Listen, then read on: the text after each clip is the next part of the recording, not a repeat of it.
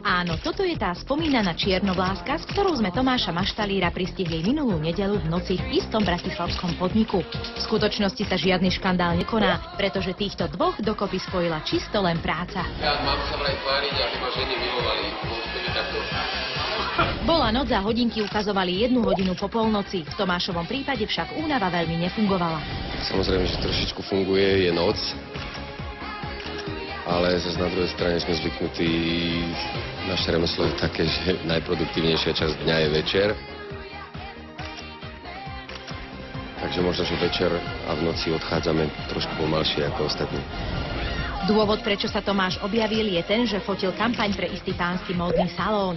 A keďže hľadali niekoho, kto by mohol predstavovať moderného džentlmena, rozhodnutie bolo jasné. Bude to najsexy herec na Slovensku. Keď Tomáš dostal ponuku, jeho rozhodnutie bolo tiež jasné. Idem do toho.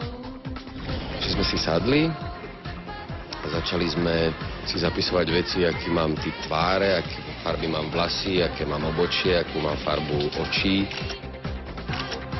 aké farebné kontrasty mám vlastne na sebe prirodzené. A vlastne tento prístup ma strašne zaujal, že zrazu začali premýšľať nad konceptom vyslovene pre mňa.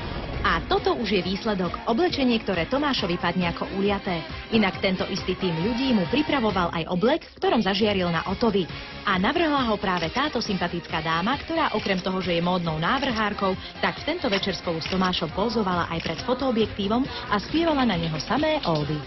Výborný, galantný, on je veľmi úctivý k ženám, preto sme si ho vybrali ako úspešného muža na slovenskom showbiznise. Takže veľmi dobrá spolupráca. Veľmi dobrý chlapec je to. Tak veľmi dobrý chlapec je to. Tieto slová musia rozhodne Tomáša potešiť. A rozhodne ho musia potešiť aj fotografie, ktoré počas tejto noci vznikli. Potom, čo Tomáš pozoval pri stole, sa išiel prezliecť, pretože ho ešte čakala jedna scéna pri bare. A medzi tým stihol skontrolovať aj výsledok, teda či sa fotky vydarili. No jak to vyzerá?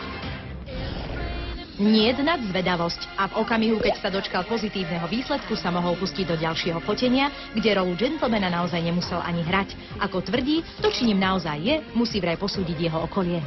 Pre mňa to je trošku nezvyk, lebo väčšinou som zvyknutý fotiť s modelkami a s profesionálnymi modelkami, väčšinou s mladými. A teraz proste je to taká netradičná spolupráca, ale som rád, že vlastne došlo k tomuto a veľmi dobre sa mi pracuje. Keďže Tomáš je dobrý herec, som zistil, že aj dobrý manekín kvázi, čiže zatiaľ super. No keď všetko klape ako švajčiarske hodinky a keď sú všetci spokojní, tak život je prechádzka rúžovou záhradou. Celé fotenie sa začalo približne o 11:00 večer a veru boli takmer 2 hodiny ráno, keď sa fotenie skončilo. No ako dodáva Tomáš, stálo to fakt za to. A atmosféra, že bravo, Martin.